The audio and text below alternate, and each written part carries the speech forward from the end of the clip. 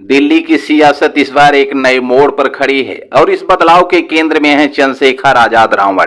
दलित, पिछड़ों और वंचितों के अधिकारों के लिए अपनी आवाज बुलंद करने वाले चंद्रशेखर ने इस बार दिल्ली चुनाव में अपने दमदार कदम रख दिए हैं। उनकी पार्टी आजाद समाज पार्टी न केवल सत्ता के लिए दावेदारी कर रही है, बल्कि एक नई राजनीतिक परिभाषा गढ़ने का दावा भी कर रही है। दिल्ली बदलेगी, सत्ता बदलेगी। चंद्रशेखर ने अपने चुनावी अभियान में बड़े बड़े सवाल उठाए हैं। उनका कहना है कि दिल्ली की जनता को अब असली बदलाव चाहिए। शिक्षा, स्वास्थ्य, रोजगार और महिलाओं की सुरक्षा जैसे मुद्दों को अपने एजेंडे में प्राथमिकता देते हुए उन्होंने यह साफ कह दिया कि उनकी लड़ाई सिर्फ चुनावी जीत की नहीं, बल्कि व्यवस्था परिवर्तन की है। अब सत्ता उन्हीं के हाथ में जाएगी जो जनता के दर्द को समझे और हर घर तक न्याय पहुंचाए। चंद्रशेखर ने अपनी एक सभा में कहा, उनकी यह अपील सीधे जनता के दिलों में गूंज रही है। क्या कांग्रेस का साथ बनेगा गेम चेंजर? राजनीतिक गलियारों में चर्चाएं तेज हैं कि कांग्रेस चंद्रशेखर आजाद को समर्थन देने के लिए तैयार है।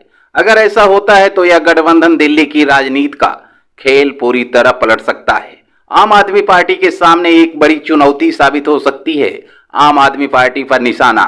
चंद्रशेखर ने अपने भाषण में आम आदमी पार्टी की नीतियों पर भी खुलकर निशाना साधा है। उनका कहना है कि दिल्ली को अब झूठे वादों और विज्ञापनों की सरकार से ऊपर उठने की जरूरत है।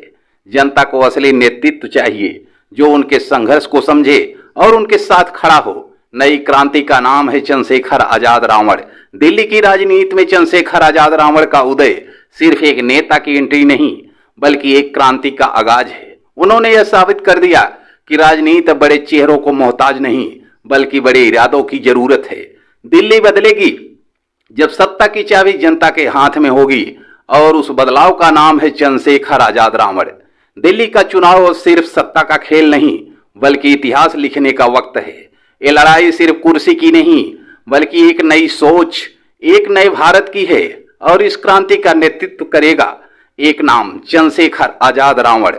अब दिल्ली बोलेगी, जुल्म डोलेगा और सत्ता की तस्वीर हमेशा के लिए बदलेगी। दिल्ली की सियासत में इस बदलाव के साथ सवाल यह उठता है कि चंद्रशेखर अपने वादों को कैसे पूरा करेंगे और उनके सामने आने वाली चुनौतियां क्या होंगी।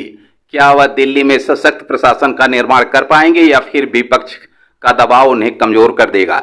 यह घटनाक्रम राजनीतिक दृष्टिकोण से बेहद दिलचस्प होने वाला है। तो फिर मिलते हैं अगली वीडियो में, तब तक के लिए धन्यवाद। जय भीम, जय संविधान।